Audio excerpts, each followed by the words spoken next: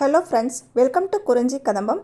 நாம் இன்றைக்கி ஆந்திரா ரோட்டுக்கடை தக்காளி சட்னி எப்படி பண்ணுறதுன்னு பார்க்கலாம். இதுக்கு ஒரு பெரிய வெங்காயம், 3 தக்காளி மீடியம் சைஸில் இருக்கணும். ரொம்ப பெருசாக இருந்தால் 2, சின்னதாக இருந்தால் 4 கூட எடுத்துக்கலாம். காரத்திற்கேற்ப காய்ந்த மிளகாய், நான் கலர் நல்லா வரணுங்கிறதுக்காக காஷ்மீரி ரெட் சில்லி 4 எடுத்திருக்கேன். 1 டீஸ்பூன் சீரகம், 10 பல் பூண்டு, 1 இன்ச் அளவு இஞ்சி.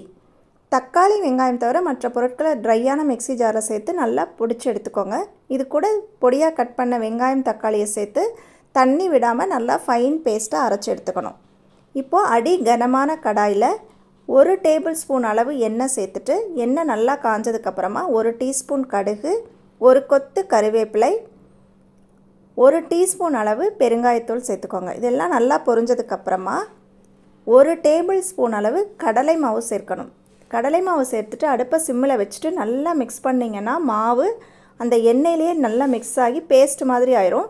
கொஞ்சம் சிம்மில் வச்சு இந்த மாதிரி கிளறிட்டே இருக்கும்போது உங்களுக்கு கொஞ்சம் திக்கு பேஸ்ட்டாக ராஸ்மெல் போய் கிடைக்கும். ஒரு கலர் சேஞ்ச் ஆகிருக்கும். இந்த டைமில் நம்ம அரைச்சி வச்சுருந்த தக்காளி பேஸ்ட்டை சேர்த்துட்டு அந்த மிக்ஸி ஜார்லேயே கொஞ்சம் தண்ணி சேர்த்து அதையும் சேர்த்துக்கணும். தேவைக்கேற்ப உப்பு, இன்றைக்கி நான் 1 டீஸ்பூன் அளவு உப்பு சேர்த்துருக்கேன். இது ஒரு 10லேருந்து 12 நிமிஷம் நல்லா கொதிக்க விட்டுருங்க.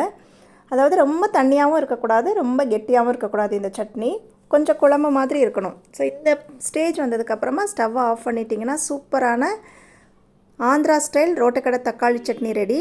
இது நல்லா சூடான இட்லி, தோசை, ஈவன் சப்பாத்திக்கு கூட இது ரொம்ப டேஸ்டியாக இருந்தது. நல்லாயிருக்கும். கண்டிப்பாக இதை ட்ரை பண்ணி பாருங்கள். ட்ரை பண்ணி பார்த்துட்டு எப்படி இருந்தாலும் உங்கள் ஃபீட்பேக் கமெண்ட்டில் சொல்லுங்கள். இதுக்கு முன்னாடி நம்ம 50 சட்னி ரெசிபீஸ் போட்டிருக்கோம். அது சட்னி ரெசிபீஸ் அப்படிங்கிற ப்ளேலிஸ்ட்டில் இருக்குது. குறிஞ்சி கதம்பம்குள்ளே போய் பார்த்தீங்கன்னா தெரியும். அதோட லிங்க் நான் டிஸ்கிரிப்ஷனில் கொடுக்குறேன். செக் பண்ணி பாருங்கள். தேங்க்ஸ் ஃபார் வாட்சிங்.